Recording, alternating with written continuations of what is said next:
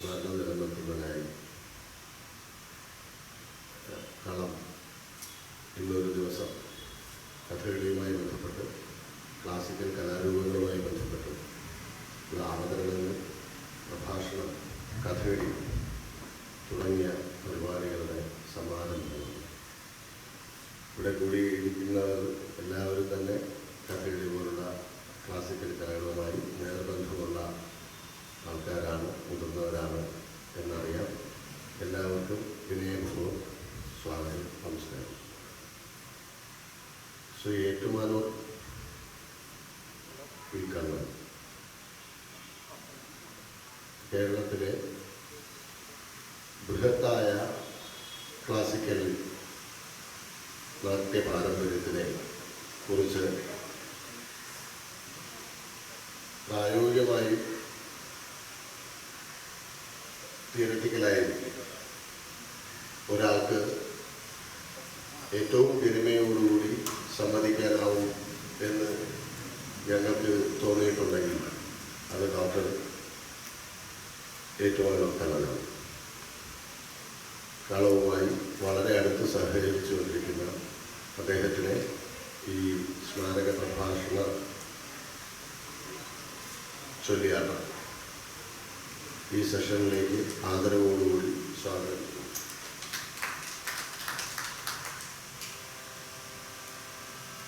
കളത്തിൻ്റെ വാർത്താപത്രിക വളരെ കുഞ്ഞാണെങ്കിലും ഞങ്ങളതിനകത്ത് രംഗായനം എന്ന് പറയുന്നൊരു കോളം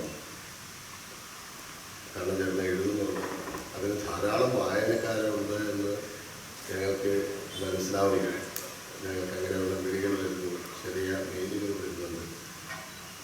ഒരുപാട് പേർ, പുതിയ ഒരുപാട് പേർ ശാസ്ത്രീയമായ രംഗകലാ പാരമ്പര്യത്തിനെ ബഹുമാനിക്കുന്നവരും ക്ലാസിക്കൽ കലകൾ എന്താണെന്ന് അറിയണം എന്നുള്ളവരും ആസ്വദിക്കണം എന്നുള്ളവരുമാണ്.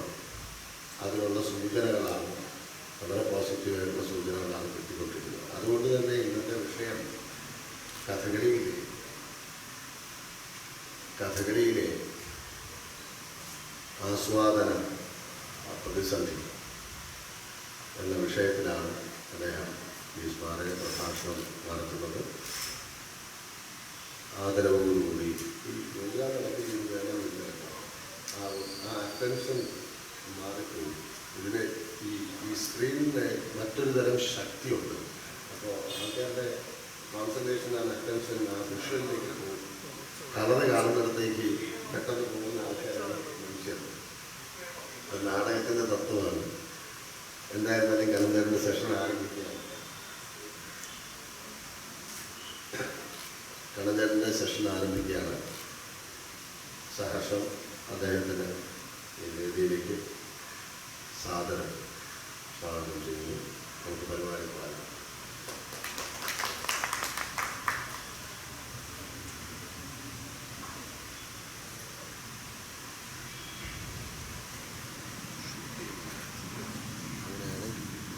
എല്ലാവർക്കും നമസ്കാരം. ശ്രീ വെള്ളായണി നാരായണൻ നായർ സാറിനെ ഞാൻ നേരിട്ട് കണ്ടിട്ടുണ്ടെങ്കിലും അത്ര അടുത്ത് ഇടപഴകാനുള്ള ഒരു ഭാഗ്യം എനിക്ക് ഉണ്ടായിട്ടില്ല. പക്ഷേ ഞാൻ അദ്ദേഹത്തെ അറിയുന്നത് പ്രശാന്തിനോട് അടുത്ത് അറിയുന്നതിലൂടെയാണ്. ഞാൻ പഠിക്കുന്ന കാലത്ത് തന്നെ കലാമണ്ഡലത്തിൽ അന്ന് സ്കൂൾ ഓഫ് ഡ്രാമയിൽ പഠിച്ചുകൊണ്ടിരുന്ന പ്രശാന്ത് കലാമണ്ഡലത്തിൽ വരികയും വൈകുന്നേരത്തെ ക്ലാസ് കഴിഞ്ഞാൽ പിന്നെ രാത്രി 12 മണി 1 മണി വരെ അവിടെ ആ കലാമണ്ഡലത്തിലെ റോഡിലിരുന്ന് ഉറക്കെ കഥകളിപ്പടങ്ങൾ പാടുകയും കവിത പാടുകയും ഒക്കെ ചെയ്യുന്ന ഒരു കാലം. അങ്ങനെയാണ് പ്രശാന്തിനെ അടുത്ത് പരിചയപ്പെടുന്നത്. പ്രശാന്തിൻ്റെ ഉള്ളിലെ ആ ഒരു സ്പാർക്ക് അന്ന് തന്നെ നമുക്ക് ബോധ്യപ്പെട്ടിരുന്നു. അതുകൊണ്ട് പ്രശാന്തിൻ്റെ വളർച്ച നാരായണൻ നായർ സാറിൻ്റെ മകൻ എന്നുള്ള നിലയ്ക്കല്ല, ഉള്ളിൽ സ്വന്തമായ ഒരു സ്പാർക്കുള്ള ഒരാൾ എന്നുള്ള നിലയ്ക്ക് നമ്മൾ വളരെ ആകാംക്ഷയോടെ നോക്കിക്കണ്ടിരുന്നു. ഈ കളത്തിൻ്റെ പ്രവർത്തനങ്ങൾ കാണുമ്പോൾ അതിൽ വളരെയധികം സന്തോഷമുണ്ട്. പ്രശാന്ത് ഈ തരത്തിലുള്ള പ്രവർത്തനങ്ങൾ ചെയ്യേണ്ട ഒരാൾ തന്നെയാണ്.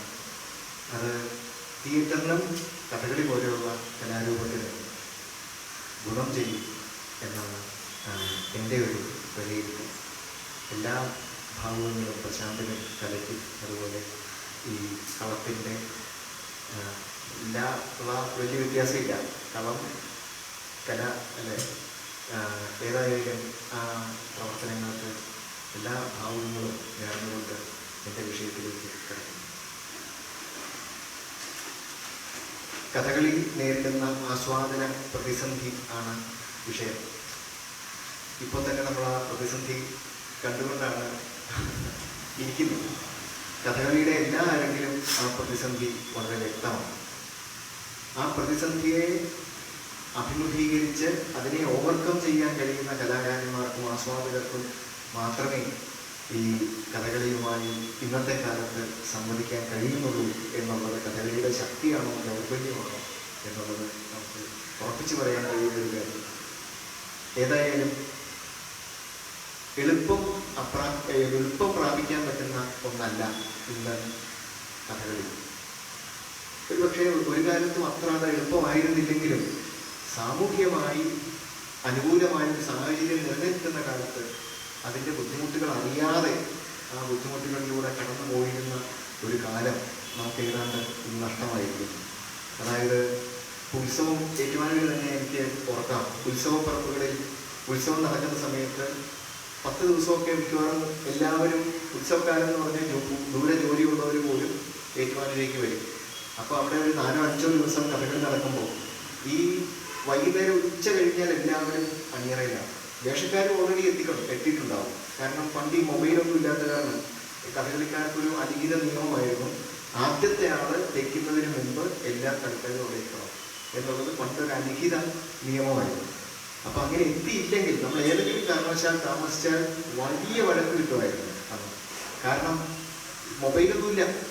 അപ്പം ഈ ആ ആളെത്താതെ വേഷം തേച്ച് തുടങ്ങുക എന്ന് പറഞ്ഞാൽ ഈ അത് ഓർഗനൈസ് ചെയ്യുന്ന സംഘാടകനുണ്ടാകുന്ന വിഷമം വളരെ കൂടുതലായതുകൊണ്ട് എല്ലാവരും ആ സമയത്ത് കൃഷ്ണനാരായണനൊക്കെ ഉൾപ്പെടെ ആ സമയത്ത് എത്തുമായിരുന്നു.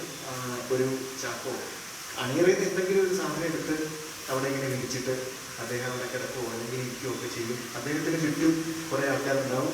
കൃഷ്ണപ്രകാശൻ അവിടെ ഇരുന്നാൽ അദ്ദേഹത്തിന് ചുറ്റും കുറേ ആൾക്കാരുണ്ടാവും. ഇങ്ങനെ ആ അണിയറയിലുള്ള ചർച്ച എന്ന് പറയുന്നത് നമ്മൾ ഇന്ന് നടത്തുന്ന ഈ ആസ്വാദന കളരികളുടെ ഒരു ദിവസേന നടക്കുന്ന ഇൻഫോർമൽ ആസ്വാദന കളരികളായിരുന്നു. കാരണം ഇപ്പോൾ എനിക്ക് ധാരാളം ഓർമ്മയുണ്ട്. ഈ തെക്കൻ വടക്കൻ കഥകളികൾ അന്ന് ശക്തി പ്രാപിച്ച ഒരു കാലമാണ്. കാരണം കലാമണ്ഡലം സ്ഥാപിക്കുകയും കലാമണ്ഡലത്തിൽ ഇത് 2 വിഭാഗമായി രൂപപ്പെടുകയും ഒക്കെ ചെയ്തതോടുകൂടി ഇതിനെക്കുറിച്ചുള്ള ചർച്ച രൂക്ഷമാണ്. അപ്പം ഈ ചർച്ചകൾ പലപ്പോഴും അണിയറയിലുള്ള ഒരു വലിയ വിഷയമായിരുന്നു. ഇപ്പം മംഗളം തിരുമേനിയോ അല്ലെങ്കിൽ മക്കം ഭാഷാനോ ഇവരൊക്കെ തെക്കൻ സമ്പ്രദായത്തെ അനുകൂലിക്കുകയും കേശവേട്ടനും അതേപോലെ പൊതുവാശാനും ഒക്കെ ഈ വടക്കൻ സമ്പ്രദായത്തെ അനുകൂലിക്കുകയൊക്കെ ചെയ്തുകൊണ്ടുള്ള ചർച്ചകളും ഒക്കെ നമുക്ക് ധാരാളം വിവരങ്ങൾ ഈ വിഷയത്തെക്കുറിച്ച് കിട്ടിയിട്ടുണ്ട്. അങ്ങനെയുള്ള ആരോഗ്യകരമായിട്ടുള്ള ചർച്ചകൾ ഇന്ന് കുറഞ്ഞിരിക്കുന്നു. കാരണം ഇന്നിപ്പോൾ എനിക്ക് എൻ്റെ 2ാമത്തെ കഥയിലാണ് വേഷമെങ്കിൽ അത് 12 മണി 1 മണിക്ക് അല്ലെങ്കിൽ 2 മണിക്ക് തുറന്ന 2ാമത്തെ കഥയിലെ വേഷത്തിൽ ഞാൻ 11 മണിക്ക് തേച്ചാൽ മതി. എനിക്ക് 11 മണിക്ക് അവിടെ എത്തിയാൽ മതി. ഞാൻ മൊബൈലിൽ വിളിച്ച് പറയും ഞാൻ എത്തിയിട്ടുണ്ട് കേട്ടോ, കുഴപ്പമില്ല. ഇതാണ് എല്ലാവരുടെയും. തന്നെയല്ല, നമുക്കിത് എല്ലാവർക്കും ജോലി ചെയ്യുകയേ പറ്റുള്ളൂ. ഒരു ദിവസം പോലും ലീവ് എടുക്കാൻ പറ്റാത്ത ഒരു സാഹചര്യമുണ്ട്. അപ്പം അങ്ങനെ പണ്ടൊക്കെ ഉണ്ടായിരുന്ന ഇൻഫോർമലായി കഥകളിയെ പുതിയ തലമുറയിലേക്ക് പകരാനുണ്ടായിരുന്ന ഒരു സാഹചര്യം ഏതാണ്ട് പൂർണ്ണമായും നഷ്ടപ്പെട്ടിരിക്കുന്നു. ഒരു പുതിയ സാഹചര്യത്തിലേക്കാണ് നമ്മളിപ്പോൾ വന്നെത്തിയിരിക്കുന്നത്. അതുകൊണ്ട് ഈ പുതിയ സാഹചര്യത്തിൽ നമുക്ക് കഥകളിയെ ജനങ്ങൾക്ക് പരിചയപ്പെടുത്തി കൊടുക്കാനും ഈ കഥകളിയുടെ സംസ്കാരം ഈ ആസ്വാദകരുടെ മനസ്സിൽ രൂപപ്പെടുത്തിയെടുക്കാനും നമുക്ക് ബോധപൂർവം സന്ദർഭങ്ങൾ സൃഷ്ടിക്കേണ്ട ഒരു സാഹചര്യമുണ്ട്. പണ്ടതുണ്ടായിരുന്നില്ല, ഇൻഫോർമലായി നിലനിന്നിരുന്നു. കഥകളിയുടെ കാര്യത്തിൽ മാത്രമല്ല, ബാക്കി എല്ലാ സാംസ്കാരിക വിഷയങ്ങളിലും ഇങ്ങനെ പഴയ കാലത്ത് ഇൻഫോർമലായ സാഹചര്യങ്ങളുണ്ടായിരുന്നു. ഇന്നത് നഷ്ടപ്പെട്ടതുകൊണ്ട് നമ്മൾ ഫോർമലായി അത് രൂപപ്പെടുത്തിയെടുത്തേ പറ്റൂ. അതിൻ്റെ ഭാഗമായിട്ട് ആണ് നമുക്കറിയാം, നമ്മൾ കഴിഞ്ഞ ദിവസമൊക്കെ ചർച്ച ചെയ്ത വിഷയമാണ് ഈ ശില്പശാലകൾ തുടങ്ങുകയും ഈ ശില്പശാലകളിലൂടെ ഏകദേശം ഫോർമലായി തന്നെ ചിട്ടപ്പെട്ട രീതിയിലുള്ള ഇതിനെക്കുറിച്ചുള്ള ചർച്ചകൾ ഉണ്ടായി വരികയും ഒക്കെ ചെയ്തത്. അത് കലാമണ്ഡലം വരെ 100 പരിപാടി നടത്തുന്ന അവസ്ഥയിലേക്ക് ഇത് എത്തിയെങ്കിലും അത് സഫീഷ്യൻ്റ് ആണെന്ന് നമുക്ക് തോന്നുന്നില്ല. അത് കൂടുതൽ എഫിഷ്യൻ്റായിട്ട് നമ്മളെല്ലാവരും മുൻപോട്ട് കൊണ്ടുപോയേ പറ്റൂ. അതായത് ഈ കഥകളിയുടെ സങ്കേതങ്ങളെ പരിചയപ്പെടുത്തുന്ന, ഇതിൻ്റെ ആസ്വാദകരെ ഇതിലേക്ക് കൊണ്ടുവരുന്ന സന്ദർഭങ്ങൾ ഈ വർക്ക്ഷോപ്പുകളായിട്ടും ക്യാമ്പുകളായിട്ടും മറ്റും രൂപപ്പെടുത്തിയേ പറ്റൂ. അങ്ങനെ മാത്രമേ ഈ നാളെ കഥകളി നിലനിൽക്കാൻ പോകുള്ളൂ. പക്ഷേ കഥകളി നേരിടുന്ന യഥാർത്ഥ ആസ്വാദന പ്രതിസന്ധി അതാണെന്ന് എനിക്ക് തോന്നുന്നില്ല. കാരണം ഇത് നമ്മൾ ഒരുപക്ഷെ കുറച്ച് പേര് സംഘടിപ്പിക്കാവുന്ന കാര്യവും, പക്ഷെ ഇങ്ങനെ സംഘടിപ്പിച്ചാൽ നഷ്ടപ്പെടാൻ സാധ്യതയുള്ള ഒരു വലിയ വിഷയമാണ് ഈ കഥകളി നേരിടുന്ന യഥാർത്ഥ ആസ്വാദന പ്രതിസന്ധി. കാരണം മനുഷ്യരുടെ ജീവിത സമ്പ്രദായം തന്നെ മാറിയിരിക്കും. ഈ പുതിയ ജീവിത സമ്പ്രദായത്തിന് ഭാഗമാകുന്ന രീതിയിലേക്ക് കഥകളിയുടെ ആസ്വാദനം ഇതെങ്ങനെ രൂപപ്പെടും എന്നുള്ളതാണ്. കഥകളി എന്നും വളരെ വൈബ്രൻ്റ് ആയിട്ടുള്ള ഒരു കലാരൂപമാണ്. അത് അതാത് കാലഘട്ടത്തിനനുസരിച്ച് അത് മാറി കൊടുത്തത് കൊണ്ടാണ് അത് നിലനിൽക്കുന്നത്. ഇപ്പം നിലനിൽപ്പ് എന്ന് പറയുന്ന ഒരു സംഗതി മാറാൻ തയ്യാറില്ലെങ്കിൽ ഒരിക്കലും നിലനിൽക്കാൻ പോകുന്നില്ല. മാറാൻ തയ്യാറുള്ളത് കൊണ്ടാണ് കഥകളി നിലനിൽക്കുന്നത്. കഥകളിയുടെ എല്ലാ ഘടകങ്ങളും മാറിയിട്ടുണ്ട്. റിട്ടൺ ആയിട്ടുള്ള ടെക്സ്റ്റ് മാറാൻ നിർത്തിയില്ലാത്തതുകൊണ്ട് അതൊഴിച്ച് ബാക്കിയെല്ലാം കഥകളിയിൽ മാറിയിട്ടുണ്ട്. നമ്മുടെ അറിവിൽ ഉള്ള ചരിത്രത്തിൽ പോലും അത് മാറിയിട്ടുണ്ട്. അതിന് നമ്മൾ ശൈലി ഭേദങ്ങളൊന്നും അല്ലെങ്കിൽ അങ്ങനെയൊക്കെ നമ്മൾ പല പേരിൽ നമ്മൾ വിളിക്കുമെങ്കിൽ പോലും, ഉദാഹരണത്തിന് കപ്പളിങ്ങാട്ട് നമ്പൂതിരിയോ അല്ലെങ്കിൽ ആ കാലത്തെ അത് കല്ലടിക്കോടൻ സമ്പ്രദായവും കപ്പളിങ്ങാടൻ സമ്പ്രദായവും വടക്കും തെക്കും ഒരേപോലെ നിലനിന്നിരുന്നൊരു കാലമുണ്ടായിരുന്നു. അവിടെ നിന്നാണ് ഈ കല്ലുവഴി സമ്പ്രദായം രൂപപ്പെട്ടു വരുന്നത്. കല്ലുവഴി സമ്പ്രദായം കലാമണ്ഡലത്തിൽ രൂപപ്പെട്ടു വരുന്നത്. ഇന്നലെ ഞാൻ ഗാന്ധി സേവാ സദനത്തിലായിരുന്നു, അവിടെ പോയിട്ടുണ്ടായിരുന്നു. പാലക്കാട് ഒരു പരിപാടിക്ക് പോയപ്പോൾ ഈ പരിപാടി കഴിഞ്ഞ് ഞാൻ നേരെ സദനത്തിലേക്ക് പോയി. അപ്പോൾ അവിടെ സദനം ഹരികുമാറുണ്ടായിരുന്നു. ഞങ്ങളൊരു 2-3 മണിക്കൂർ ഈ വിഷയത്തെക്കുറിച്ച് ഞങ്ങൾ സംസാരിച്ചു. അപ്പോൾ അവിടെ അദ്ദേഹം തന്നെ ഈ ഹരിയുടെ തന്നെ ഈ തേക്കുംകാട്ടിൽ രാമൻ നായരുടെ ചിത്രം മറ്റേ ശില്പം ഉണ്ടാക്കിയിട്ടുണ്ട്. അപ്പോൾ അദ്ദേഹം പറഞ്ഞത് തേക്കുംകാട്ടിൽ രാമൻ നായർ ഇവിടെ ആദ്യം പഠിപ്പിച്ചിരുന്നു. സദന കൃഷ്ണത്യാശാനെയൊക്കെ ആദ്യം പഠിപ്പിച്ചത് തേക്കുംകാട്ടിൽ രാമൻ നായരാണ്.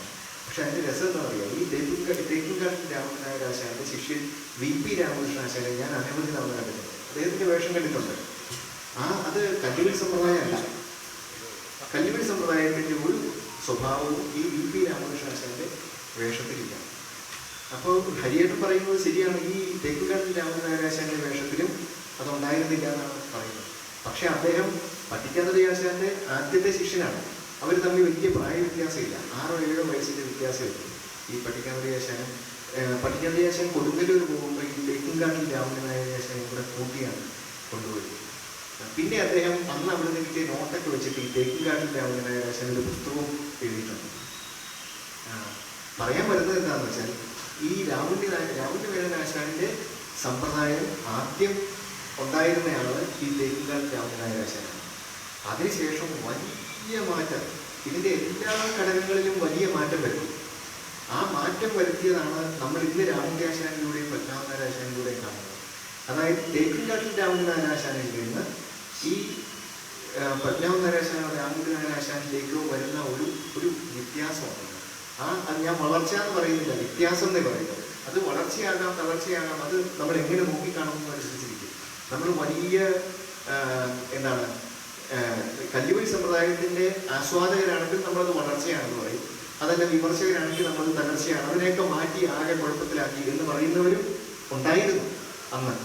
പിന്നീടാണ് രാമതിയാശാനോ ഗോപിയാശാനോ പോലെയുള്ളവർ വന്നു കഴിഞ്ഞപ്പോഴേക്കും അതൊരു വളർച്ചയാണെന്ന് അംഗീകരിച്ചത് അന്നാണ്. അതിനുശേഷം അന്ന് KPS മേനോനെ പോലെ ക്രാന്തദർശികളായിട്ടുള്ള ചിലർ മാത്രമേ ഇത് വളർച്ചയാണെന്ന് പറഞ്ഞിട്ടുള്ളൂ. അവർ പോലും ഈ രാമതിയാശാനെയും മറ്റും വേഷം കുട്ടിക്കളിയാണ്, ഈ കുട്ടിത്രയത്തിൻ്റെ കളി കുട്ടിക്കളിയാണ് എന്ന് KPS മേനോൻ പറഞ്ഞിരുന്നു. അദ്ദേഹത്തിന് അന്ന് കാവുങ്കൽ ശങ്കരൻകുട്ടിപ്പണിക്കരും മറ്റുമാണ്, ശങ്കരൻകുട്ടിപ്പണിക്കരും ചാത്തുണ്ണിപ്പണിക്കരും ഒക്കെയാണ് അവരെ സംബന്ധിച്ച് വലിയ പെർഫോമൻസ്. അപ്പോൾ ഇത് നമ്മൾ എങ്ങനെ അതിനെ നോക്കിക്കാണുന്നു എന്നുള്ളതനുസരിച്ചിരിക്കും. ഏതായാലും ആ മാറ്റം നമുക്കിതിലൂടെ ഈ തെക്കിൻകാട്ടിൽ രാമനായരിൽ നിന്ന് ഈ രാമത്യാശാന്റെയൊക്കെ സമ്പ്രദായത്തിലേക്ക് വരുമ്പോൾ ആ മാറ്റം നമുക്ക് മനസ്സിലാവും. എല്ലാ ഘടകങ്ങളിലും മാറ്റമാണ്. ഇപ്പം കൈയിട്ട് വട്ടം വയ്ക്കുന്നത് തെക്കൻ സമുദായത്തിലും വടക്കൻ സമുദായത്തിലും വ്യത്യാസമുണ്ട്. ഈ വ്യത്യാസം ഇവിടെയുണ്ട്. ഈ വി പി രാമകൃഷ്ണാശാൻ വട്ടം വയ്ക്കുന്നത് രാമത്യാശാൻ വട്ടം വയ്ക്കുന്നത് വേറെയാണ്. അതായത് രാമുണ്ണി മേനോനാശാൻ തുടക്കത്തിൽ ആദ്യകാലത്ത് പഠിപ്പിച്ചിരുന്നതും പിന്നീട് അദ്ദേഹം തന്നെ ഇതിനകത്ത് സ്വയം പരിഷ്കരണം വരുത്തി ചെയ്തതും തമ്മിൽ വ്യത്യാസമുണ്ട്. അദ്ദേഹം വളരെ സൂക്ഷ്മമായിട്ട് ഇതിനെക്കുറിച്ച് പഠിക്കുകയും ഇതിൻ്റെ അഭ്യാസം സ്വയം തൻ്റെ ശരീരത്തിലേക്ക് ഏറ്റുവാങ്ങി അതിനെ സൂക്ഷ്മമായി പഠിച്ചിട്ടാണ് അദ്ദേഹം മാറ്റങ്ങൾ വരുത്തിയത്. ഏതായാലും ഇങ്ങനെ ഒരു മാറ്റം അദ്ദേഹം വരുത്തിയതിനെ നമ്മളൊന്ന് സൂക്ഷ്മമായി പരിശോധിച്ചാൽ നമുക്ക് മനസ്സിലാവുന്നത് അദ്ദേഹം ചുഴിപ്പുകളുടെ എണ്ണം നിജപ്പെടുത്തി, അഭ്യാസങ്ങളുടെ എണ്ണം നിജപ്പെടുത്തി, ഒഴിച്ചിലിൻ്റെ കാര്യത്തിൽ അത് മുഖം ഉൾപ്പെടെ കാലുകൊണ്ട് ഒഴിച്ചിരുന്ന ഒരു സമ്പ്രദായത്തിൽ നിന്ന് അതിനെ ക്രമേണ ആവശ്യമുള്ളത് മാത്രം മതി എന്നുള്ള രീതിയിൽ അതിനെ ഇപ്പം തെക്കൻ സമ്പ്രദായത്തിലെ മെയ്വർഗങ്ങളും കഥകളിലെ മെയ്യർപ്പടവും തമ്മിലുള്ള വ്യത്യാസം കഥകളിലെ ഈ തെക്കൻ സമ്പ്രദായത്തിലെ വടക്കൻ കല്ലുവഴി സമ്പ്രദായത്തിലെ മെയ്യർപ്പടം എന്ന് പറയുന്നത് വളരെ കുറച്ചേ ഉള്ളൂ.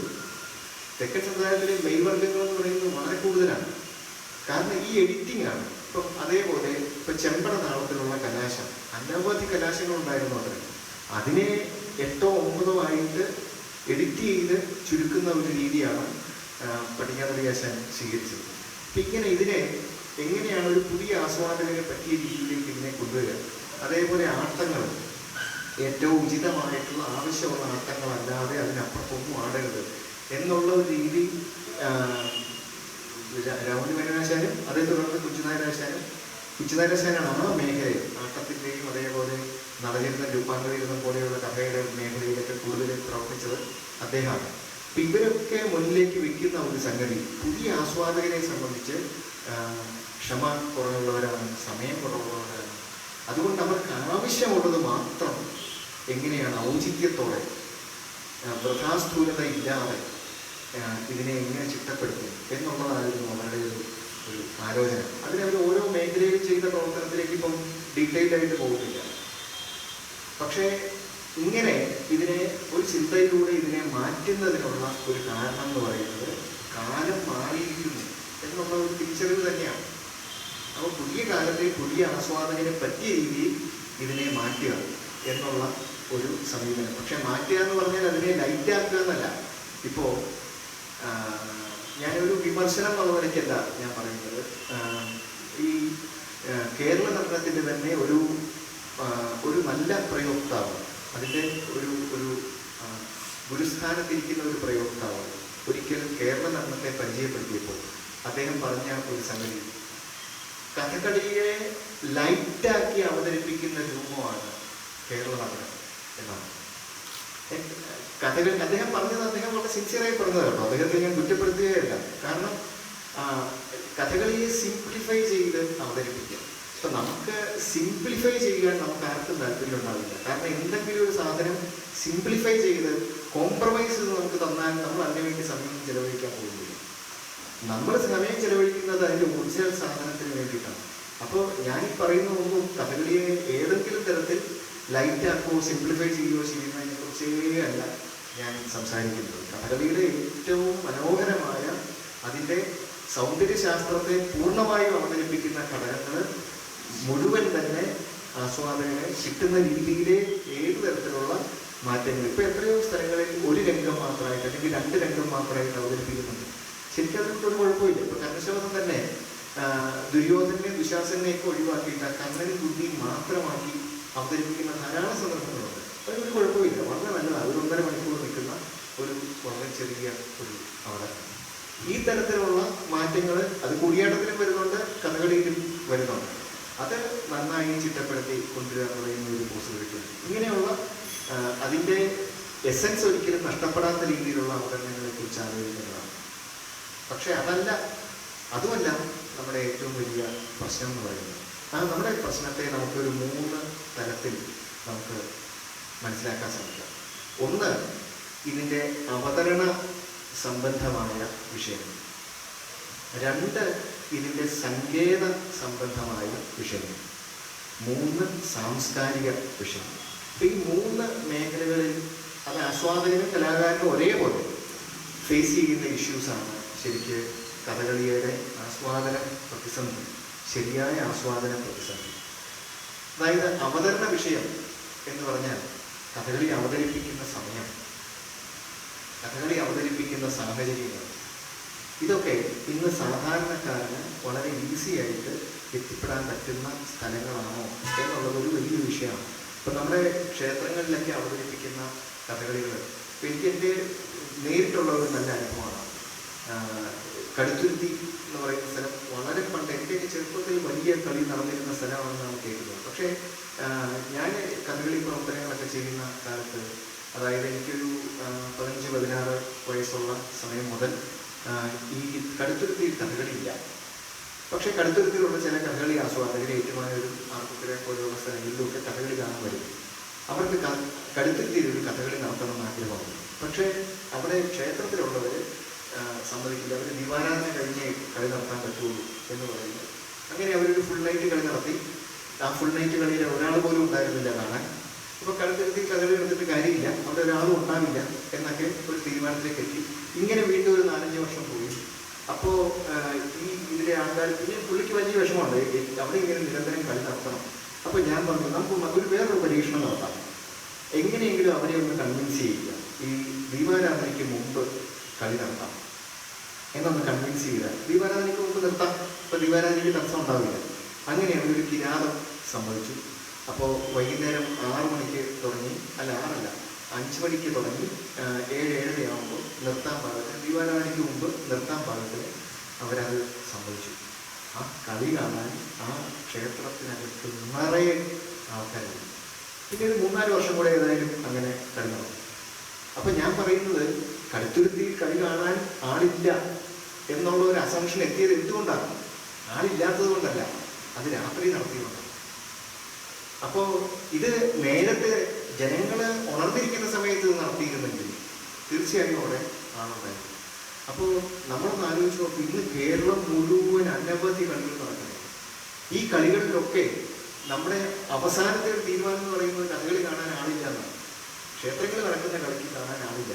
കാരണം ഈ വേഷക്കാരൻ പോലും കളി കാണാൻ പോകില്ല. പേറ്റുമാരും ഒരു കളി നടക്കുമ്പോൾ രാത്രി ഒരു 11 മണി കഴിഞ്ഞാൽ ഞാൻ പോയി കിടന്നു, എനിക്ക് വേഷമില്ലെങ്കിൽ ഞാൻ പോയി കിടന്നു. നമ്മൾ പോലും ഉണർന്നിരിക്കാത്ത അത് യാഥാർത്ഥ്യമാണ്. അങ്ങനെയുള്ളൊരു സമയത്ത് നമ്മൾ കളി നടത്തിയാൽ സ്വാഭാവികമായിട്ടും അങ്ങനെ ഈ കളി, പിന്നെ ഒരു കളി അവതരിപ്പിക്കുന്ന സമയത്ത് അതിന് വേണ്ടത്ര വെളിച്ചം, ഇത് നമ്മളെപ്പോഴും ചർച്ച ചെയ്യുന്ന വിഷയമാണ്. അതിൻ്റെ മദ്രാസിലൊരു കളി നടക്കുവാണ്. കേരളത്തിൽ നിന്ന് അനവധി രൂപ ചെലവഴിച്ച് ലക്ഷാകാണ് ആൾക്കാർ അവിടെ കളി നടത്താൻ വേണ്ടി. അപ്പം ഞാൻ നേരത്തെ അവരോട് പറഞ്ഞു, ബാക്ക്ഡ്രോപ്പൊക്കെ ഉണ്ടല്ലോ അല്ലേ എന്നൊക്കെ ചോദിച്ചു. ബാക്ക്ഡ്രോപ്പ് ഉണ്ട്, പിന്നെ ചേട്ടാ നല്ല നീല നിറത്തിലുള്ള കടുനീല നിറത്തിലുള്ള ബാക്ക്ഡ്രോപ്പ് ഉണ്ട് എന്ന് പറഞ്ഞു. അപ്പോൾ കളി തുടങ്ങുമ്പോൾ കണ്ണക്കാങ്ങത്തിന് വേണ്ടി ഞാൻ അരങ്ങത്തേക്ക് വരുമ്പോഴാണ് ഞാൻ ഞെട്ടിപ്പോയി. അതിലാണ് അണിയറ ഇങ്ങനെ ഈ പാട്ടുകാരുടെ അടുത്ത് നിൽക്കുന്ന പോലെ ഒരു ബാക്ക്ഡ്രോപ്പ് ഉണ്ട്. മദ്രാസിലാണെന്ന് ആലോചിക്കണം. മദ്രാസിലവിടെ എത്ര അരങ്ങുകൾ, ഡാൻസിൻ്റെയും മറ്റും അരങ്ങുകൾ നടക്കുന്നു. വളരെ നല്ല ഒരു സാഹചര്യത്തിൽ നടക്കുന്നതാണ്. ഇവര് ഈ വളരെ ആത്മാർത്ഥതയുള്ളവരാണ് കേട്ടോ. ഈ മദ്രാസിൽ കളിക്ക് നമ്മളെ വിളിച്ചോണ്ട് പോയത് അവർ എത്രയോ കഷ്ടപ്പെട്ടാണ് അവർ രൂപ ഉണ്ടാക്കി ഇത്രയും ആൾക്കാരെ കേരളത്തിൽ നിന്ന് കൊണ്ടുപോയി ലക്ഷ്യയാകും വളരെ ഗംഭീരമായിട്ട് നടത്താൻ. ഇത്രയേ ഉള്ളൂ ഇത്. അപ്പോൾ ഇത് ഞാൻ വേഷത്തോടു കൂടി രാഗം പാടുമ്പോൾ നമ്മൾ അരങ്ങത്തേക്ക് കയറുമല്ലോ, ഞാനിത് കാണുന്നത്. അപ്പോൾ ബാക്കി അങ്ങോട്ട് അണിയറയിൽ നടക്കുന്ന സംഗതികളൊക്കെ കാണാം. അണിയറയിൽ ചോദിച്ചിട്ട് ആൾക്കാർ അങ്ങോട്ടും കൂടെ നടക്കുന്നതൊക്കെ അത് കണ്ടുകൊണ്ടാണ് ഈ കളി നടക്കുന്നത്. കുറച്ച് കഴിഞ്ഞപ്പോൾ ഈ പദം നടന്നുകൊണ്ടിരിക്കുക, കണ്ണക്കാനത്ത് നടന്നുകൊണ്ടിരിക്കുമ്പോൾ തന്നെ ആരോ വലിയ ഒരു ഇതൊക്കെ തോന്നുന്നു, ഇത് മറിച്ചു. അപ്പോൾ എനിക്ക് സമാധാനമായി. ഞാൻ എൻ്റെ ആദ്യത്തെ ദക്ഷിണ ദക്ഷയാഗം കഴിഞ്ഞൊരു കഥയും കൂടെയുണ്ട്. അപ്പോൾ ദക്ഷയാഗം കഴിഞ്ഞിട്ട് ഞാൻ മുമ്പിൽ പോയിരുന്ന രണ്ടാമത്തെ കളി കണ്ടുകൊണ്ടിരുന്നു. അപ്പോഴാണ് ഗോപിക വർമ്മ എന്നോട് പറഞ്ഞു, എൻ്റെ കണ്ണ എനിക്കത് കണ്ടിട്ട് സഹിക്കാത്തതുകൊണ്ട് ഞാൻ തന്നെ ആളെ വിട്ട് അവരൊരു സ്ഥലത്ത് നിന്ന് ഒരു ബാക്ക്ഡ്രോപ്പ് എടുത്തോണ്ട് വന്ന് ഞാനാണ് അത് മറപ്പിച്ചത്. അതാണ് നമ്മുടെ സംഘാടകരെ കുറിച്ച്, ഈ കാര്യത്തെക്കുറിച്ച് അവർ ബോധേടയല്ല. ഞാൻ ഒരു വിമർശനമല്ല, നമ്മൾ ആസ്വാദന പ്രതിസന്ധി നമ്മൾ പറയുന്നതിൻ്റെ ഭാഗമായിട്ടാണ്. അതായത് ഇത് അവതരിപ്പിക്കുക എന്ന് പറയുന്നതിനകത്ത്, അതേപോലെ ഇപ്പം നമ്മൾ രക്തം പോലെയുള്ള സന്ദർഭങ്ങളിൽ ഈ നമ്മളെപ്പോഴായാലും നമ്മുടെ ഇൻസ്ട്രുമെൻറ്റ്സ് നമ്മൾ കൈകാര്യം ചെയ്യുമ്പോൾ നമ്മൾ അതിനോട് റെസ്പെക്റ്റ് നമ്മുടെ ഭാഗത്ത് നോക്കണമെന്ന് തോന്നാൻ പാകത്തിന് നമ്മൾ അതിനൊരു ഡ്രസ് കോഡും ഒക്കെ ഓൾറെഡി ഉണ്ട്, ട്രഡീഷണലായി ഉണ്ട്. ആ ഡ്രസ് കോഡ് നമ്മൾ എപ്പോഴൊക്കെ അത് ഉപയോഗിക്കുമ്പോഴും അത് വേണം. ഇതൊക്കെ ഇതിൻ്റെ ഈ അവതരണത്തെ ഭംഗിയാണ്. കാരണം ഇത് ആത്യന്തികമായിട്ട് ഇത് കാഴ്ചയാണ്. അപ്പം ഈ കാഴ്ചയെ മനോഹരമാക്കാൻ അങ്ങനെ അല്ലാത്ത, ഇപ്പൊ ഡെമോൺസ്ട്രേഷന് പോലും ഷർട്ട് ഇട്ടിരിക്കുന്നത് കണ്ടാൽ അത് പറയുന്ന ആസ്വാദകർ ഉണ്ടാവണം. ഒരു ഷർട്ട് ഊരിയിട്ടിരിക്കും. കാരണം ഞങ്ങൾക്ക് കാണേണ്ടത് അത് വളരെ ഭവ്യമായി അവതരിപ്പിക്കുന്നതാണ് ഞങ്ങൾക്ക് കാണേണ്ടതെന്ന് പറയുന്ന അവസ്ഥയിലേക്ക് ആസ്വാദകർ മാറും. ഇങ്ങനെ അവതരണ സംബന്ധമായിട്ടുള്ള അനവധി കാര്യങ്ങളാണ്. മറ്റൊന്ന്, ഇനിയിപ്പോൾ നമുക്ക് ഇതിൻ്റെ സാംസ്കാരിക മേഖലയിലേക്ക് പോകാം. ഞാനതിൻ്റെ സാങ്കേതിക വിഷയത്തിലേക്ക് പിന്നീട് അവസാനം വരാം. സാംസ്കാരിക വിഷയം ആണ് ശരിക്കും പറഞ്ഞാൽ ഏറ്റവും ദുഃഖകരമായ കാര്യം. കാരണം കഥകളി പ്രതിനിധാനം ചെയ്യുന്ന സൗന്ദര്യ സങ്കല്പം എന്ന് പറയുന്നത് നമ്മുടെ ഇന്നത്തെ മറ്റ് എല്ലാ കലാരൂപങ്ങളിൽ നിന്നും വ്യത്യസ്തമായിട്ടുള്ള ഒരു സൗന്ദര്യ സങ്കല്പമാണ്. ഇപ്പോൾ കഥകളിയിൽ പച്ചവേഷത്തിൽ നിൽക്കുന്ന ഒരു വ്യക്തി, ആ ആള് സുന്ദരനായിട്ടുള്ള ഒരു ഒരു ഒരു ഒരു കഥാപാത്രത്തെയാണ് പച്ചവേഷം പ്രതിനിധാനം ചെയ്യുന്നത് എന്നുള്ളത് മനസ്സിലാക്കണമെങ്കിൽ ഇതിനെ നല്ലപോലെ പരിചയിച്ച് വരുമ്പോഴേ നമുക്കിത് മനസ്സിലാവുള്ളൂ. ഇപ്പോൾ ഞാൻ ഖുശ്വന്ത് സിംഗിൻ്റെ ഒരു ആർട്ടിക്കിളിനെ കുറിച്ച് പലപ്പോഴും പറയാറുണ്ട്. അതായത് അദ്ദേഹം ഈ ഗ്രോട്ടസ്ക് ഫോംസ് എന്ന് പറഞ്ഞിട്ട് അദ്ദേഹത്തിൻ്റെ ഒരു ലേഖനം എഴുതിയിട്ടുണ്ട്. ആ ലേഖനത്തിൽ അദ്ദേഹം ഗ്രോട്ടസ്ക് ഫോംസിൻ്റെ ഉദാഹരണമായിട്ട് ഗോപിയാശാന്റെയും ശിവരാമനാശാന്റെയും വേഷമാണ് കൊടുത്തിരിക്കുന്നത്. ഗോപിയാശാന്റെ പച്ചവേഷം അത് ഗ്രോട്ടസ്ക് ഫോമായിട്ടാണ് അദ്ദേഹം, വീവത്സ രൂപങ്ങളാണ് അദ്ദേഹത്തെ സംബന്ധിച്ച്. പക്ഷേ കഥകളി നമ്മുടെ സങ്കല്പത്തിൽ ഏറ്റവും മനോഹരമായിട്ടുള്ള, നമ്മുടെ സ്വപ്നത്തിലേക്ക് വരുന്ന രൂപമാണ് കഥകളി. അപ്പോൾ ഈ സൗന്ദര്യ സങ്കല്പം ഇന്നത്തെ ഒരു യുവാവിൻ്റെ, ഒരു ചെറുപ്പക്കാരിയുടെ സൗന്ദര്യ സങ്കല്പത്തിൽ വ്യത്യസ്തമാണ്. ഭാഗ്യവശാൽ അങ്ങനെ അതിനനുകൂലമായുള്ള കുടുംബത്തിൽ ജനിച്ച് വളർന്നു വരുന്നവരല്ലാതെ ആരും ഇന്ന് കഥകളി രംഗത്തേക്ക് കടന്നു വരുന്നില്ല എന്നുള്ളതാണ് സത്യം. ഓരോരുത്തരെ നമ്മൾ നോക്കിയാൽ അറിയാം, അവർ വളർന്നു വന്ന സാഹചര്യത്തിലുള്ള ആ ഒരു ഇതുകൊണ്ട് മാത്രമാണ്. അങ്ങനെ വന്നാൽ പോരാ. കാരണം അന്ന് അങ്ങനെയൊരു സാഹചര്യം ഉണ്ടായിരുന്നു. നമ്മൾ നേരത്തെ പറഞ്ഞതുപോലെ അങ്ങനെയൊരു സാഹചര്യം ഉണ്ടായിരുന്നു. ഇന്ന് അങ്ങനെയൊരു സാഹചര്യം ഇല്ല. അപ്പം അതുകൊണ്ട് അതിൻ്റെ അർത്ഥം എന്താ?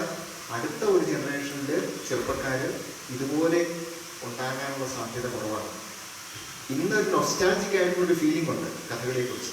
അത് അറിഞ്ഞിട്ടല്ല, ഒരു നൊസ്റ്റാൾജിക് ആയിട്ടുള്ളൊരു ഫീലിംഗാണ്. എന്തോ ഒരു സ്വപ്നാത്മകമായിട്ടുള്ള, ഭ്രമാത്മകമായിട്ടുള്ള ഒരു ഫീലിംഗാണ്. അത് നല്ലത് തന്നെയാണ്.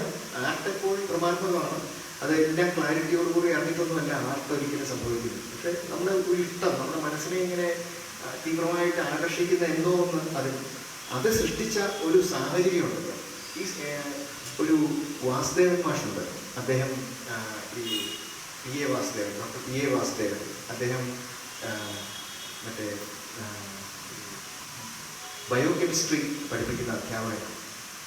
അദ്ദേഹം അയ്യപ്പൻ തീയാട്ടൊക്കെ നടത്തുന്ന അറിയാമായിരുന്നു. തീയാടിയാണ് അദ്ദേഹം, ശ്രീവത്സൻ തീയാടിയുടെ അമ്മാണ്. ഇദ്ദേഹം പറയാറുണ്ട്, അദ്ദേഹത്തിൻ്റെ കുട്ടിയെ, കൊച്ചുകുട്ടിയായിരിക്കുമ്പോൾ അദ്ദേഹം കൊണ്ടുപോയി പൂരപ്പറമ്പിൽ കിടത്തി ഉറക്കും. കാരണം കൊച്ചുകുട്ടിയാണ്.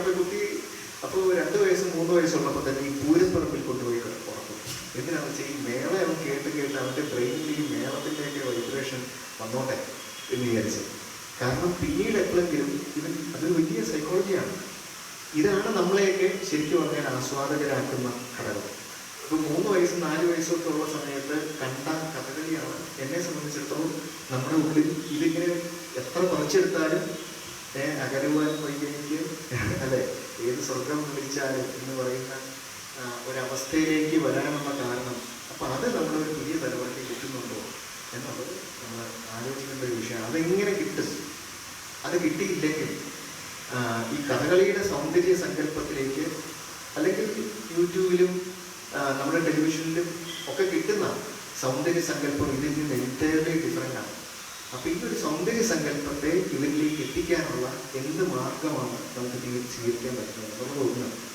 പിന്നെ ഇതിലെ തീം, കഥകളി അവതരിപ്പിക്കുന്ന തീം എന്ന് പറയുന്നത് പലരും ചോദിക്കാൻ തുടങ്ങിയിട്ടുണ്ട്. ഒരു മനുഷ്യനെ വെട്ടിയിട്ട് ഒരു ആടിനെ വെച്ച് കഴിഞ്ഞാൽ അയാളെങ്ങനെയാണ് എഴുന്നേറ്റ് വരുന്നത്? ഈ വന്ന കഥകളല്ലേ ഇതൊക്കെ എന്ന് ചോദിക്കുന്ന അവസ്ഥയിലേക്ക് വന്നിരിക്കുന്നു കുട്ടികൾ. അതായത് കുട്ടികളുടെ മനസ്സിൽ ഒരു തരത്തിലുള്ള ഒരു അസ്ഥാനത്തുള്ള യുക്തിബോധം ഉണ്ടായിരിക്കും. ആ യുക്തിബോധം ശരിക്കും പറഞ്ഞാൽ നമ്മുടെ സൗന്ദര്യ ആസ്വാദനത്തെ തടസ്സപ്പെടുത്തുന്നതാണ്.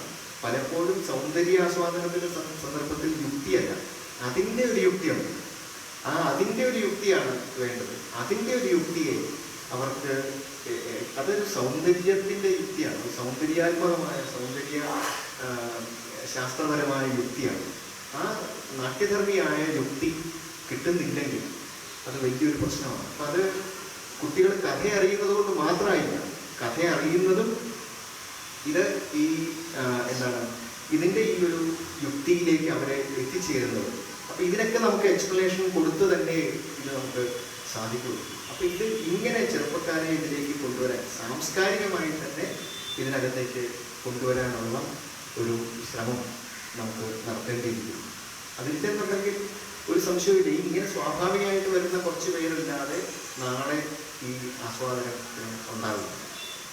പിന്നെ വരുന്ന ഒരു വലിയ പ്രശ്നമാണ് ഇതിൻ്റെ സാങ്കേതികമായ, ഞാൻ ചില 1-2 പോയിന്റുകൾ ചൂണ്ടിക്കാണിക്കുന്നതേ ഉള്ളൂ, കൂടുതൽ പോയിന്റുകൾ നമുക്ക് ചർച്ച ചെയ്യാനുണ്ടാവും. പിന്നെ ഒരു വലിയ പ്രശ്നമാണ് ഇതിൻ്റെ സാങ്കേതികമായ പ്രശ്നം. കഥകളി അവതരിപ്പിക്കുന്നതിലെ സങ്കേതപരത, ആ സങ്കേതപരതയെ നമ്മൾ എങ്ങനെ ഓവർകം ചെയ്യും? ഇപ്പോൾ ഉദാഹരണത്തിന് രാജാനന്ദനും മറ്റും, അത് രാജാനന്ദനല്ല, അതിന് മുമ്പ് ഒരു KPC ഭട്ടതിരിപ്പാടുണ്ടായിരുന്നു. KPC പെരുമനത്ത് KPC ഭട്ടതിരിപ്പാടാണ് തൃശ്ശൂർ ക്ലബിൽ ഈ കഥകളി മറ്റേ മുദ്രകൾ പറയുന്ന രീതി തുടങ്ങിയത്. അത് പിന്നീട് രാജാനന്ദൻ അത് കൂടുതൽ ഇഫക്റ്റീവായിട്ട് തുടങ്ങും. ഒരു കാലത്ത് ഗോപിയാശാൻ കളിക്ക് വരുമ്പോൾ ഇത് പറയണം എന്ന് പറയുന്ന ചില സന്ദർഭങ്ങൾ തന്നെ ഉണ്ടായിരുന്നു. അതായത് മുദ്ര പറയാൻ ആരാ ഉള്ളത്, അതായത് ആളെ കൂടെ ഏർപ്പെടുത്തണം എന്ന് പറയുന്ന അവസ്ഥ വരെ വന്നിട്ടുണ്ട്. അതായത് ഈ മുദ്ര പറയുന്നതിൻ്റെ ഒരു ഗുണം എന്ന് പറയുന്നത് കുറച്ചെങ്കിലും ആസ്വാദനത്തിന് മനസ്സിലാവും എന്നുള്ളതാണ്. പക്ഷെ അത് മുദ്ര മനസ്സിലാകുന്നവരെ സംബന്ധിച്ച് ഈ പറയുന്നത് തടസ്സമാണ്. പിന്നെ ഒരു ചെറിയൊരു പരിധി വരെ ഈ പെർഫോമേഴ്സിനും തടസ്സമാണ്. കാരണം നമ്മളിപ്പോൾ ഒരാട്ടം തുടങ്ങുമ്പോൾ നമുക്കിത് കേൾക്കാമല്ലോ. അപ്പോൾ ഒരാട്ടം നമ്മൾ തുടങ്ങുമ്പോൾ നമ്മൾ ഉദ്ദേശിക്കുന്ന വാചകം ഒരു പ്രത്യേക വാചകം വിചാരിച്ചിട്ടായിരിക്കും അതിൽ 1-2 മുദ്ര കാണിക്കുന്നത്. പക്ഷേ 1-2 മുദ്ര കാണിക്കുമ്പോൾ ഈ മുദ്ര പറയുന്നയാൾ വേറെ ഒരു വാചകമായിരിക്കും പറയുന്നത്. പിന്നെ നമ്മൾ ആകെ കൺഫ്യൂഷനാകും, അദ്ദേഹം പറഞ്ഞ വാചകം കാണിക്കണോ നമ്മുടെ ഉള്ളിലുള്ള വാചകം കാണിക്കണോ എന്നുള്ളൊരു കൺഫ്യൂഷൻ വരും. പക്ഷേ ഇത് സ്ക്രീനിൽ എഴുതി കാണിക്കുക എന്ന് പറയുന്നത് വളരെ നല്ല ഒരു സംഗതിയാണ്. പക്ഷെ അവിടെയും പ്രശ്നമുണ്ട്. നമുക്ക് നേരത്തെ കൂട്ടി അറിയുന്നത് നമുക്ക് സ്ക്രീനിൽ ഭംഗിയായി എഴുതി കാണിക്കാൻ പറ്റും. അതല്ലാന്നുണ്ടെങ്കിൽ തത്സമയം കണ്ട് അത് ടൈപ്പ് ചെയ്യുക എന്ന് പറയുമ്പോൾ ടൈപ്പ് ചെയ്ത് അവിടെ വരുമ്പോഴേക്കും ഇത് ഓൾറെഡി ഇതൊക്കെ കാണിച്ചു കഴിയും. പിന്നെ അതാകെ കൺഫ്യൂഷനായി വേറൊരു തരത്തിലുള്ള കൺഫ്യൂഷൻ അവിടെ ചിലപ്പോൾ സൃഷ്ടിക്കാനുള്ള സാധ്യതയാണ്. ഏതായാലും അതിനൊരു മാർഗം, അതിൻ്റെ ഏറ്റവും നല്ല മാർഗം എന്ന് പറയുന്നത് പരമാവധി പേരെ മുദ്ര പഠിപ്പിക്കാനുള്ള മാർഗം ഉണ്ടാക്കുക എന്നുള്ളതാണ് ഏറ്റവും നല്ല മാർഗം. അത് പരമാവധി എൻ്റെ അഭിപ്രായത്തിൽ ഒരു 15 ദിവസം ഡിവോട്ടഡ് ആയിട്ട് ഒരാൾ ശ്രമിച്ചാൽ ഈ മുദ്രയുടെ ബേസിക്സ് പഠിച്ചെടുക്കാൻ പറ്റും. ഈ മുദ്രയുടെ ബേസിക്സ് പഠിപ്പിച്ചെടുത്താൽ ഇപ്പോൾ ഈ ഹാളിലേക്ക് കിടക്കാനുള്ള മാർഗം ആ ഡോറാണെങ്കിൽ ആ ഡോറിലൂടെ ഉള്ളിലേക്ക് കടന്നു കഴിഞ്ഞാൽ പിന്നെ ഇതിനകത്തുള്ളത് എന്ത് നമുക്ക് സ്വയം കാണാം, സ്വയം അനുഭവിക്കാം. അതേപോലെയാണ് കഥകളിയോ അല്ലെങ്കിൽ നമ്മുടെ ക്ലാസിക്കൽ കലകളുടെയോ ഉള്ളിലേക്ക് കിടക്കാനുള്ള ഒരു ഡോറാണ് അതിൻ്റെ ഈ മുദ്രാഭാഷ എന്ന് പറയുന്നത്. ഈ മുദ്രാഭാഷയൊന്ന് പഠിച്ചെടുത്താൽ അതിനുള്ള കോഴ്സസ് നമ്മൾ പരമാവധി വെക്കുക എന്നുള്ളതാണ് ഇത് സങ്കേതത്തിലേക്ക് ഒരാളെ കൊണ്ടെത്തിക്കാനുള്ള മാർഗം. പക്ഷെ അത് എത്തിച്ചാലും പിന്നെയും നമ്മൾ ധാരാളം ചർച്ചകൾ ഇതിനകത്ത് നടക്കണം. ഞാൻ ഇതിനിടയ്ക്ക് ഇതുമായിട്ട് ബന്ധമില്ലാതെന്ന് തോന്നുമെങ്കിലും ഞാൻ യോഗസൂത്രത്തിലെ ഒരു സൂത്രം ഉദ്ധരിച്ചോട്ടെ. അതായത് തപസ്വാധ്യായേശ്വര പ്രണിധാനാനി ക്രിയായോഗം എന്ന് യോഗസൂത്രം പറയുന്ന ഒരു ഭാഗമാണ്. അതായത് ക്രിയായോഗം, ഒരാളുടെ കർമ്മയോഗം ഏറ്റവും പെർഫെക്റ്റായി ഫങ്ഷൻ ചെയ്യുന്നത് എങ്ങനെയാണ്? തപസ്സും സ്വാധ്യായവും ഈശ്വര പ്രണിധാനവും മൂന്നും കൂടെ ചേരുമ്പോഴാണ് എന്നാണ് ആ സൂത്രത്തിൻ്റെ അർത്ഥം. ഇത് യോഗ വിഷയമാണ്. നമ്മൾ യോഗ വിഷയത്തെ ഇവിടെ കൊണ്ടുവരേണ്ട കാര്യമില്ല. പക്ഷേ ഇവിടെ പ്രധാനം എന്താണെന്ന് വെച്ചാൽ തപസ്സോടൊപ്പം സ്വാധ്യായവും ഈശ്വര പ്രണിധാനവും അത് ചേർത്തിരിക്കുന്നു എന്നുള്ളതാണ്. തപസ്സെന്ന് പറയുന്നത് ഏറ്റവും പെർഫെക്റ്റായി ചെയ്യുന്ന കർമ്മമാണ്. ഇപ്പം കഥകളിയിൽ തന്നെ കഥകളി സ്റ്റേജിൽ ഏറ്റവും പെർഫെക്റ്റായിട്ടുള്ള അവതരണം ഒരു തപസ്സാണ്. പക്ഷേ ഈ തപസ്സിനോടൊപ്പം സ്വാധ്യായം വേണം. സ്വാധ്യായം എന്ന് പറഞ്ഞാൽ എന്താണ് ഈ പ്രോസസ്സ് എന്ന് സ്വയം പഠിക്കാനുള്ള ശ്രമം. ഇത് ഇന്നലെ യോഗസൂത്രത്തിൽ എഴുതി വച്ചിരിക്കുന്നതല്ല, എത്രയോ നൂറ്റാണ്ടുകൾക്ക് മുമ്പ്. അതായത് നമ്മുടെ ട്രഡീഷണൽ രീതി എന്ന് പറയുന്നത് നമ്മൾ ആചരിക്കുന്ന, നമ്മൾ സ്റ്റേജിൽ അവതരിപ്പിക്കുന്ന ഒരു സാധനം എന്താണ് എന്ന് സ്വയം അനലൈസ് ചെയ്യേണ്ടത് ഒരാവശ്യമാണ്. ഇങ്ങനെ ഈ അനലൈസ് ചെയ്യുന്ന ട്രഡീഷൻ നമുക്കുണ്ട്. പക്ഷേ എന്തുകൊണ്ട് അത് റിട്ടേൺ ആയില്ല എന്നുള്ളൊരു ചോദ്യം വരും. നമ്മുടെ ഈ കഥകളിയുടെ ഒരു ഈസ്തെറ്റിക്സ് എവിടെയും എഴുതി വെച്ചിട്ടില്ല. കാരണം അത് അത്രയേറെ പ്രചാരത്തിലായിരുന്നു, എഴുതി വെക്കേണ്ടാത്തതുപോലെ പ്രചാരത്തിലായിരുന്നു. അതുകൊണ്ടാണ് ഇതിനെക്കുറിച്ചുള്ള ഒരു എഴുതി വെക്കുക. കാരണം എല്ലാവരും സംസാരിക്കുന്നത് അതാണ്. എന്താണ് എഴുതി വെച്ചിരിക്കുന്നത്? എഴുതി വെച്ചിരിക്കുന്നത് കയ്യിൽ വട്ടം വയ്ക്കുക, അങ്ങനെ ചില ഓർത്തെടുക്കാൻ സൗകര്യമുള്ള കുറച്ച് കാര്യങ്ങൾ മാത്രമേ എഴുതി വെച്ചിട്ടുള്ളൂ. ബാക്കിയുള്ളതൊക്കെ അറിയാമായിരുന്നു. ജനസാമാന്യത്തിൻ്റെ ഇടയ്ക്ക്, പ്രത്യേകിച്ച് കഥകളി ആസ്വാദകരുടെ ഇടയ്ക്ക് അറിയുന്ന ഒരു കാര്യം വീണ്ടും എഴുതേണ്ടതുകൊണ്ടായിരിക്കാം അതിനൊരു എഴുത്ത് ഉണ്ടാവാതിരുന്നതെന്ന് വിചാരിക്കുന്നു. അപ്പോൾ ഈ ചെയ്യുന്ന സങ്കേതത്തെ അത് എന്തിനു വേണ്ടി ചെയ്യുന്നു എന്നുള്ള ഒരു ചർച്ചയാണ് അതിൻ്റെ ഈ സ്വാധ്യായം എന്ന് പറയുന്നത്. ഈശ്വര പ്രണിധാനം എന്ന് പറയുന്നത് ഇതിനോടുള്ള സമ്പൂർണമായ പ്രണിധാനം എന്ന് പറയുന്നത് സമർപ്പണമാണ്. ബാക്കിയെല്ലാം ഉപേക്ഷിക്കണം. ബാക്കിയെല്ലാം ഉപേക്ഷിച്ചാൽ മാത്രമേ സമർപ്പിക്കാൻ പറ്റുള്ളൂ. അതാണ് ഇവിടെ ഉദ്ദേശിക്കുന്നത്. ഇപ്പോൾ കഥകളി കാണണം എന്ന് നമുക്ക് ആഗ്രഹമുണ്ടെങ്കിൽ കുറേ കാര്യങ്ങൾ നമ്മൾ ഉപേക്ഷിച്ചേ പറ്റുള്ളൂ. അത് വേറുള്ളവർക്ക് മാത്രമേ ഈ തപസ്സും സ്വാധ്യായം കൊണ്ട് സാധിക്കുള്ളൂ.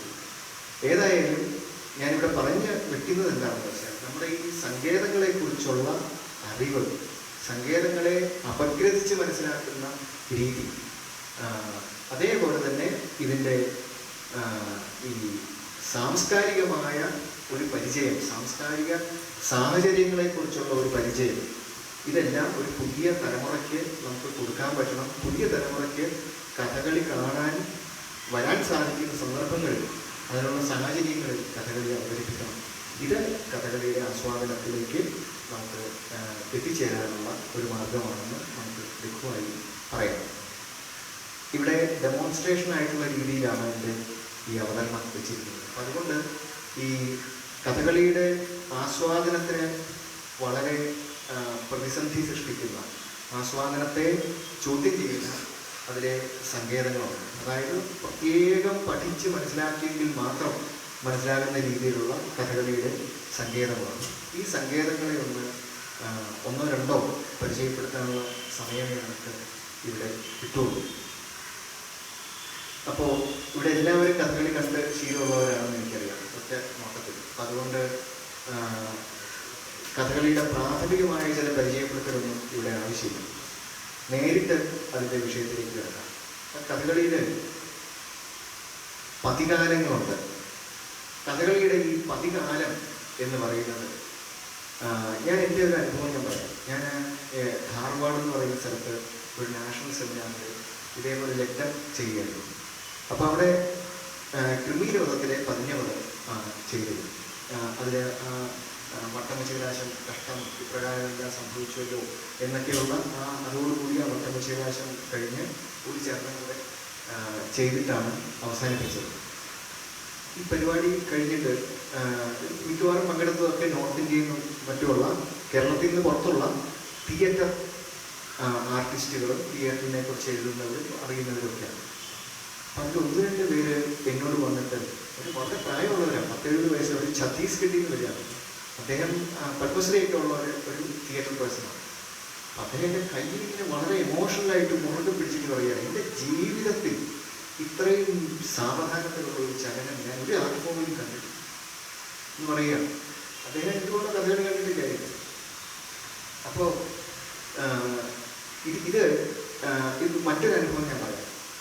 ഇവിടെ ശൃംഗേരിയിൽ ഇതേപോലെ ഒരു രക്തം ചെയ്യുമ്പോൾ ചെയ്യുന്നത് ജനകന ദർശനാണ്. അന്ന് നമ്മുടെ ഉദയൻ വാജ്പേയി എന്ന് പറയുന്നതാണ്. അപ്പം ഈ ചെന്നൈ യൂണിവേഴ്സിറ്റിയുടെയൊക്കെ വൈസ് ചാൻസലറായിരുന്ന അശോക് വാജ്പേയിയുടെ അനിയനാണ് ഉദയൻ വാജ്പേയി. അദ്ദേഹം ഹിന്ദിയിലെ വളരെ പ്രസിദ്ധനായിട്ടൊരു കവിയാണ്. അദ്ദേഹവും കാമാലൊക്കെ ഒരുമിച്ച് ധാരാളം വർക്കൊക്കെ ചെയ്തിട്ടുണ്ട്. അപ്പം അദ്ദേഹം അത് ശൃംഗേരിയിൽ ഇത് കാണുന്നു.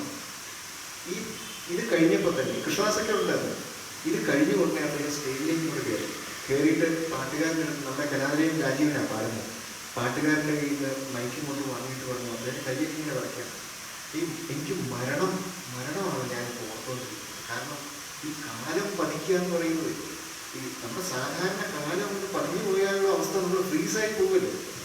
അപ്പം എനിക്ക് മരണമാണ് ഫീൽ ചെയ്യുന്നത് എന്ന് പറയുന്ന അദ്ദേഹം വളരെ ഫിലോസോഫിക്കലായിട്ടാണ് അത് പറഞ്ഞത്. മരണം എന്ന് വെച്ചാൽ ഒന്നുമില്ലായ്മ എന്നുള്ള അർത്ഥത്തിലല്ല, മറ്റൊരു ഹയർ പ്ലെയിൻ ആണ് എനിക്കിതിൽ നിന്ന് ഫീൽ ചെയ്യുന്നതെന്നാണ് അദ്ദേഹം പറയുന്നത്.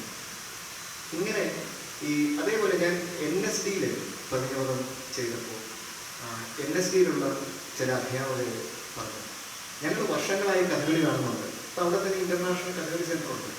ഞങ്ങൾ വർഷങ്ങളായി കഥകളി കാണുന്നുണ്ട്. ഒരു പക്ഷേ ഈ പതിഞ്ഞപദങ്ങൾ കണ്ടിട്ടുണ്ടാവും.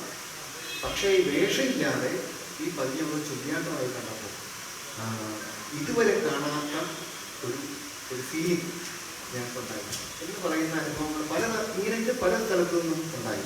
കാരണം ഈ പതിഞ്ഞ പദം മുമ്പോട്ട് വയ്ക്കുന്ന ഈ എസ്തെറ്റിക്സ് ഉണ്ടല്ലോ, അത് കഥകളിക്ക് മാത്രം ഉള്ളതാണ്. ഇത് ഏത് കാലത്ത് രൂപപ്പെട്ടു എന്ന് നമുക്കറിയില്ല. ഏതായാലും CV രാമപിള്ള പതിഞ്ഞപദത്തെക്കുറിച്ച് പറയുന്നുണ്ട്. CV രാമപിള്ളയുടെ കാലം 1860-കളും 70-കളുമൊക്കെയാണ്. അപ്പോൾ ആ കാലഘട്ടത്തിൽ ഓൾറെഡി ഇത് എസ്റ്റാബ്ലിഷ് ചെയ്ത് കഴിഞ്ഞു. എസ്റ്റാബ്ലിഷ് ചെയ്തുകൊണ്ടാണല്ലോ അദ്ദേഹം അതിനെ നോവലിൽ പരാമർശിക്കുന്ന രീതിയിലേക്ക് വരുന്നത്. അപ്പോൾ അതിന് മുമ്പ് തന്നെ ഈ ഒരു 100 വർഷം മുമ്പെങ്കിലും ഒരു 1800-കളോടെ ഈ പദ്യപദങ്ങൾ രൂപപ്പെട്ടു എന്ന് നമുക്ക് ഉറപ്പായിട്ട് പറയാം. ഈ പദ്യപദങ്ങളുടെ എസ്തെറ്റിക്സ് കഥകളിയുടെ സങ്കേതങ്ങളിൽ സാധാരണ മനുഷ്യർക്ക് പ്രവേശിക്കാൻ വളരെ ബുദ്ധിമുട്ടുള്ള ഒരു സംഗതിയാണ്. നമ്മൾ ഈ ലഗ്നം നടത്തുന്ന സന്ദർഭങ്ങളിൽ കുട്ടികളോട് പ്രത്യേകം നിങ്ങളുടെ ശ്രദ്ധ മാറിപ്പോകാതെ ശ്രദ്ധയൊക്കെ കൊടുത്തിരിക്കണം എന്നൊക്കെ പറഞ്ഞിട്ടാണ്. ഇപ്പം ഇന്നലെ തന്നെ മ്യൂസിക് കോളേജിലെ കുട്ടികൾ സാധാരണ ഈ ചൗക്ക കാലത്തിലുള്ളത് കേട്ട് അവർ പഠിച്ചിട്ടുണ്ടാവും കുറച്ചൊക്കെ. പക്ഷെ കർണാടക സംഗീതത്തിലെ ചൗക്ക കാലം എന്ന് പറയുന്നത് നമ്മുടെ ഇടക്കാലമാണ്. അതിനേക്കാളും പതിഞ്ഞ് പോവുകയാണ്. അപ്പോൾ ഇതിനെക്കുറിച്ച് പറഞ്ഞപ്പോഴേക്കും നമ്മളത് എക്സ്പ്ലെയിൻ ചെയ്ത് മനസ്സിലാക്കിയപ്പോഴേക്കും കുട്ടികൾ വളരെ ഭംഗിയായിട്ട് അത് മനസ്സിലാക്കാനും അത് എൻജോയ് ചെയ്യാനും തുടങ്ങി. അപ്പോൾ അങ്ങനത്തെ ഒരു സാഹചര്യം, ഇതിൻ്റെ ടെക്നിക്സ് എന്താണെന്നുള്ളത് പറഞ്ഞ് മനസ്സിലാക്കി അത് എൻജോയ് ചെയ്യാനുള്ള ഒരു സാഹചര്യം സൃഷ്ടിച്ചു കൊടുക്കുക എന്ന് പറയുന്നതാണ് ഈ സങ്കേതങ്ങളെ പഠിപ്പിക്കാനുള്ള ഒരു മാർഗം. ഡെമോൺസ്ട്രേഷൻ ആവശ്യമുണ്ടോ? ആവശ്യമുണ്ടെങ്കിൽ മതി. കാരണം ഇവിടെ എല്ലാവരും ധാരാളം കണ്ട് ശീലിച്ചിട്ടുള്ളവരാണ്. ഇതേപോലെ തന്നെ നമ്മൾ അവതരണത്തിനിടയ്ക്ക് ഈ കാലം മാറുക എന്ന് പറയുന്നൊരു പരിപാടിയാണ്. ഈ കാലം മാറുന്നതോടൊപ്പം ഭാവം കൂടെ മാറിക്കൊണ്ട് നമ്മൾ അനുഭവം കൊടുക്കുന്ന ഒരു രീതി കഥകളിയിലുണ്ട്. ഇപ്പം അതിനൊരു ഉദാഹരണമായിട്ട് അതിൻ്റെ സങ്കേതമാണ്. സങ്കേതത്തിലുള്ള മാറ്റം കൊണ്ടാണ് ഈ ഭാവം മാറുന്നത്. സാധാരണ നമ്മുടെ സിനിമാ പാട്ടിലും മറ്റും വരുന്നത് പോലെ അതിൻ്റെ ആലാപനത്തിൽ ഉള്ള രാഗത്തിൻ്റെയും മറ്റും പ്രയോഗം കൊണ്ടുള്ള ഭാവമാറ്റം എന്ന് പറയുന്നത് ഇതുമായിട്ട് താരതമ്യപ്പെടുത്തി നോക്കുമ്പോൾ ലോകധർമ്മിയാണ്. കാരണം നമ്മുടെ സംഭാഷണത്തിൽ നമ്മൾ ദേഷ്യത്തോടെ പറയുന്നു, ഒരാൾ സ്നേഹത്തോടെ പറയുന്നു. അപ്പോൾ ഈ ദേഷ്യത്തോടെ പറയുന്നതും സ്നേഹത്തോടെ പറയുന്നതും തമ്മിലുള്ള വ്യത്യാസം അതിൻ്റെ ടോണിൽ വരുന്നുണ്ട്. പക്ഷെ അതിനേക്കാൾ കൂടുതൽ കഥകളിയിൽ അത് താളത്തിലും അതിൻ്റെ ഈ കൗര്യത്രികത്തിലും, അതായത് നൃത്തവും ഗീതവും വാദ്യവും കൂടെ ചേർത്ത് ഈ ഭാവത്തിന് മാറ്റം വരുത്തുന്ന അനവധി സന്ദർഭങ്ങളുണ്ട്. അതിതിൻ്റെ സങ്കേതമാണ്. ഈ സങ്കേതം ഒരാൾ രസിച്ചു കഴിഞ്ഞാൽ കഥകളിയുടെ സാങ്കേതികമായ അവതരണങ്ങളെ രസിക്കാൻ ഒരു ബുദ്ധിമുട്ടുമില്ല. കാരണം പിന്നെ ഇതിൻ്റെ ഈ തൗര്യത്രികത്തിലൂടെയുള്ള ഒരു ഭാവ ആവിഷ്കരണം അവർക്ക് കൃത്യമായി കിട്ടും. അത് കിട്ടിയില്ലെങ്കിൽ ഈ കഥകളിയുടെ ആസ്വാദനം എന്ന് പറയുന്നത് ഭയങ്കര ബുദ്ധിമുട്ടാണ്. അപ്പം അതുകൊണ്ട് ഈ ഒരു വ്യത്യാസത്തിൻ്റെ ഒരു ഉദാഹരണമായിട്ട് ഞാൻ കാലികേയത്തിലെ ഒരു ഭാഗം ഇവിടെ, അത് ധാരാളം പദങ്ങളിലുണ്ടത്. കുടികത അകതാരിൽ തടവീലും അരിപടലങ്ങളൊക്കവേ ഒതുക്കുവാൻ അടിമലർ തൊഴുതിയിലും അടിയനെ വിലപോലെ പടുതയുണ്ടാവാൻ അനുഗ്രഹിക്കുകയാണ്. ഒന്നനുഗ്രഹിക്കുകയാണ്. ഇതാണ് ആ പദം. അതായത് അർജുനൻ ഉടലോടുകൂടി സ്വർഗത്തിൽ ചെന്നിരിക്കുകയാണ്. പാശുപതാസ്ത്രം വാങ്ങിയിരിക്കുന്ന അദ്ദേഹത്തെ കൊണ്ട് വേണം ദേവശത്രുക്കളെ ഇല്ലാതെയാക്കാൻ. അതിനു വേണ്ടിയിട്ടാണ് ഇന്ദ്രൻ അർജുനനെ ഭൂമിയിൽ നിന്ന് സ്വർഗലോകത്തേക്ക് കൊണ്ടുവന്നിരിക്കുന്നത്. ഇന്ദ്രനെ കണ്ട നിമിഷത്തിൽ അർജുനൻ പറയുകയാണ്, ജനക തവ ദർശന ഇന്ന് മമ ജനനം സഫലമായി വന്നു. പിന്നീടാണ് പറയുന്നത്, കുടിലത അകതാരിൽ തടവീടും അരിപടലങ്ങൾ. കുടിലത മനസ്സിൽ നിറഞ്ഞിരിക്കുന്ന ആ ശത്രുക്കൂട്ടങ്ങൾ എന്ന് പറയുന്നത് കൗരവന്മാരാണ്. ആ അരിപടലങ്ങളൊക്കവേ ഒടുക്കുവാൻ, അവരെയൊക്കെ ഇല്ലാതെയാക്കാൻ അടിമലർ തൊഴുകയിടും അടിയനെ വിരമോടെ പടുതയുണ്ടാവാൻ അനുഗ്രഹിക്കുക. അതിനുള്ള പടുത, ശത്രുക്കളെ ഇല്ലാതെയാക്കാനുള്ള പടുത എനിക്കുണ്ടാകുന്നതിന് വേണ്ടി എന്നെ ഒന്ന് അനുഗ്രഹിക്കണം എന്നാണ് അർജുനന്റെ വാക്ക്. ഇവിടെ കോട്ടയത്ത് തമ്പുരാന്റെ രചനയുടെ പ്രത്യേകത കൊണ്ട് തന്നെ ഇതിൻ്റെ ആദ്യത്തെ ഭാഗം എന്ന് പറയുന്നത് വീരത്തിലും രണ്ടാമത്തെ ഭാഗം എന്ന് പറയുന്നത് ഭക്തിയിലുമാണ്. അത് ആ രചനയിൽ തന്നെ ഉള്ളത് കൊണ്ടാണ്. ഇങ്ങനെ ഒരു ചിട്ടപ്പെടുത്തൽ നമുക്ക് സാധിക്കുന്ന ആ രചനയിൽ തന്നെ ഉള്ളത് കൊണ്ടാണ്. കോട്ടയത്ത് തമ്പുരാന്റെ ആ രചനയിൽ നിന്നാണ് ഈ ചിട്ടപ്പെടുത്തലുകളെല്ലാം രൂപപ്പെട്ടു വരുന്നത്. അപ്പോൾ ഇവിടെ കുടിലത അകതാരിൽ തടവീടും അരിപടലങ്ങളൊക്കവേ ഒടുക്കുവാൻ എന്ന് പറയുന്നത് വീരഭാവത്തിലായതുകൊണ്ട് അത് കാലം കയറിയിട്ടാണ്, അടത്തയാണ് താളം, അടന്ന താളത്തിൻ്റെ കാലം കയറിയിട്ടാണ് അത് അവതരിപ്പിക്കുന്നത്. എന്നിട്ട് ഇതാണ് കുടിലത അകതാരിൽ തടവീടും ഉള്ള അരിപടലങ്ങൾ, ശത്രു കൂട്ടം, അരി പടലങ്ങൾ ഒക്കവേ എല്ലാവരെയും ഒടുക്കുവാൻ അർജുനനാണ് ഒടുക്കുന്നത് എന്നുള്ളത് കൊണ്ട് അദ്ദേഹം വില്ലെടുത്തു, അസ്ത്രയിലും. അർജുനന് രണ്ട് കൈകൊണ്ടും അസ്ത്രയില്ല. അതുകൊണ്ട് ഇങ്ങോട്ടും അസ്ത്രയിലും ഇങ്ങോട്ടും അസ്ത്രയിലും കൊന്ന് ഒടുക്കുവാൻ. ഇത്രയും കാണിക്കുന്നത് വരെ വീരഭാവത്തിലാണ്.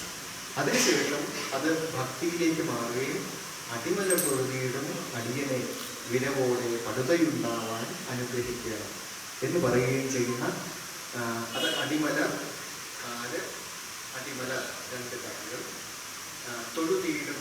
ഇവിടെ അദ്ദേഹം തൊഴുകാണ്. തൊഴുതീടും അടിയനെ എന്നെ വിരവോടെ പടുതയുണ്ടാവാൻ, പടുത ഉണ്ടാവാൻ അനുഗ്രഹിക്കുക.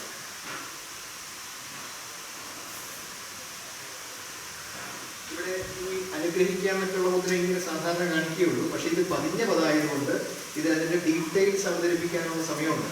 അപ്പം അതുകൊണ്ടാണ് നന്മ വരട്ടെ എന്ന് കാണിച്ച് അനുഗ്രഹിക്കുന്നത്. ഇങ്ങനെ ഇതിൻ്റെ ഈ സാങ്കേതികമായ ധാരാളം സൂക്ഷ്മ ഘടകങ്ങളുണ്ട്.